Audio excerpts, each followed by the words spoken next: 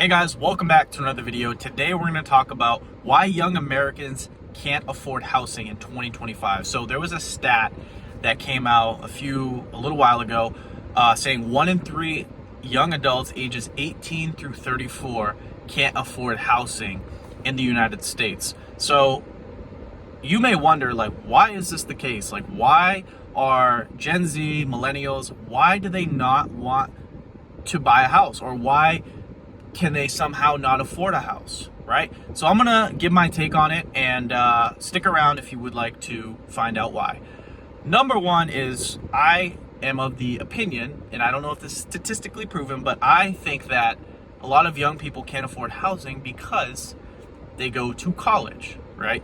And what does college entail? College entails that you pay you pay a tuition, or you get student loans, right? So if you have to pay a tuition, right, whether that's $20,000 a year, whether that's $30,000 a year, and you're still working, right? Let's say you're working in high school and then you work in college, right? Maybe you're working minimum wage or working any job, right? If you're working throughout all of those years, like let's say you're working, in high school and you're working in college, right? By the time you get out, you still probably have a good chunk of that money to pay off, right? So at the same time, you got to look at it. Most people do still go to college in the United States, right? Like, I think that's probably, it's becoming less nowadays, but I think that's still the case, right? Like, most kids are still going to college, right? They want to have fun. They want to have the college experience. But if they're working minimum wage, they're working maybe, between 20 and 30 hours a week for 4 years or 6 years, whatever, right? And they need to pay off those student loan debts, or they need to pay for the whole tuition up front, then how are they going to afford a house, right? By the time they're even 30. Because you got to remember, not every degree, especially if you only go for 4 years, is going to give you a high paying job, right? And typically, jobs, even if you don't have a degree, they're looking for what? Experience. They're looking for time in a previous job. So most young people don't have that yet, right? Just because of the lack of time, right, that they've been in the working world. So that's one reason. And then number two, I would say, is that even if they don't go to college, like, most people are just okay with being taken care of, right? Like, humans are generally lazy, right? And that's not to denigrate humans. It's not to say anything bad about humans, but we are generally lazy. If we can get an easier way, we'll take it, right? Humans are all about taking shortcuts, right? Because we have a finite amount of energy, we have a finite amount of calories that we've consumed to use for our survival, right? So if humans or young people know that their parents are okay with taking care of them, what incentive does it give them to go out and be on their own, right? Like, realistically speaking, if you're being taken care of, right? If your food is provided for, your housing is taken care of, and your parents are letting you live for free, and you're able to play video games or enjoy time with friends or do whatever, what incentive is there to go out and struggle on your own, right? Like, realistically speaking. So I'm not here to say that it's a good idea to stay at home. I'm not also here to say that it's a good idea to buy a house, but I'm just giving you the psychology behind why it may not be the case that young Americans ages 18 through 34 can't afford a house. So if you would like to afford a house, right, that's a different story, right? There's some things that obviously, if you're living with your parents, hey, it'd probably be a good idea to save a good chunk of your paycheck, right? Maybe you work 2 jobs for a couple years, right? Maybe you spend some time and learn a trade, a high-paying skill like a trade that'll yield a great career and a great salary. But all in all, right, it comes down to 2 things. I've really grasped that this is what it is. It's college that sets people back, right, financially, and then number 2 is humans are just lazy, right? Even if they don't go to college, some of them are just okay with being taken care of by mom, taken care of by dad, right? Getting the laundry done by their parents, right? Like, having food, having all of their living necessities and survival needs taken care of by their parents. So all in all, I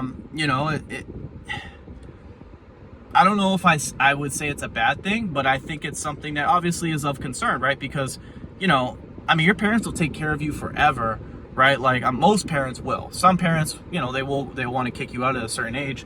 But I don't, me personally, like I'm of the opinion that I think when you go out on your own, whether you're renting, whether you're homeowning, right? Learning how to, like, there's a sense of confidence that comes from being able to take care of yourself, right? Like, it's something I can't explain, and it's something that you have to experience, but knowing that you can cover your bills, knowing that you can take care of yourself, and maybe even put money aside each month, is something that gives you confidence, right? So, like, if you're at home, and you feel like a loser, right? And you want to, if you want some incentive, if you want a sense of urgency, if you want to feel like you're on an adventure, right? I think buying a house is great, and I think renting is great. I think getting away from comfortable situations is great, because you got to remember, guys, humans are only going to thrive in the event that we're closer to a survival situation, right? Like, I work a lot harder now than I do a few years ago living with my parents. Like, I just do. I didn't work as much. I didn't care as much.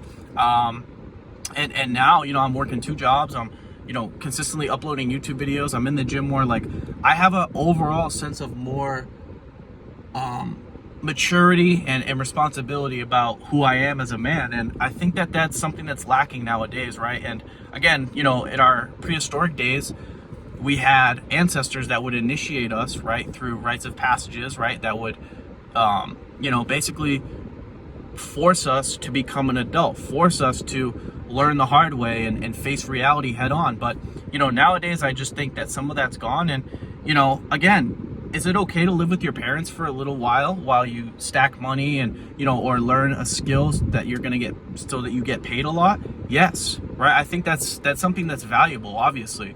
But I don't think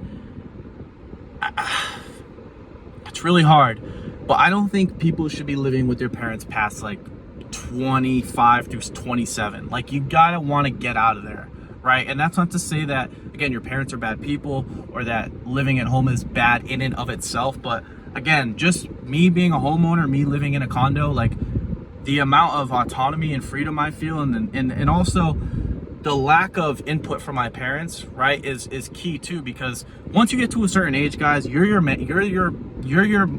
most valued person. You know what you want. You know where you want to go in your career, who you want to be with when it comes to like a romantic partner, and you want space too, right? And I think that's something that's lacking. We have a lot of people that are living out their parents' ideologies, their parents' way of living, and that's causing us to stagnate as a society, as a species. And again, this isn't, obviously there's more that goes into that, but I think it starts out with people getting used to being by themselves, being able to afford or being able to take care of themselves financially. And again, that's really what it comes down to. So that's why young people can't afford housing, in a nutshell. I hope to talk to you guys soon. Peace.